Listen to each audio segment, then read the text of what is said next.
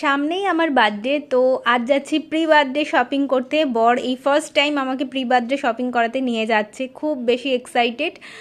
কারণ বার্থডেটা আমার কাছে খুব একটা স্পেশাল দিন। আমি ভীষণ স্পেশালভাবে দিনটাকে কাটাই, কারণ আমার জীবনের সবথেকে স্পেশাল দিন যদি হয়ে থাকে এটাই আমি মনে করি আমার বার্থডে।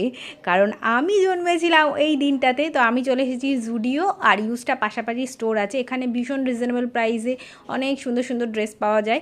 তো অনেকগুলো ট্রাই করেছি, তার মধ্যে দুটো ড্রেস নিয়েছি। তোমরা গেস করে কিন্তু বলো যে কোন ড্রেসটা নিয়েছি, আর ট্রায়ালগুলো যে করছি সেটা তোমাদের সাথে অবশ্যই শেয়ার করছি, দেখে নাও।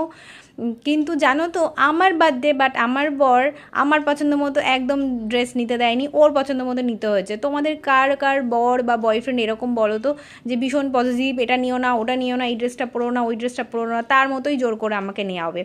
তো সেটাই ফাইনালি নিয়েছি। আর তোমরা আমাকে জানিও কোন ড্রেসটা তোমাদের বেশি ভালো লাগছে। তো দেখা হচ্ছে নেক্সট ভিডিও।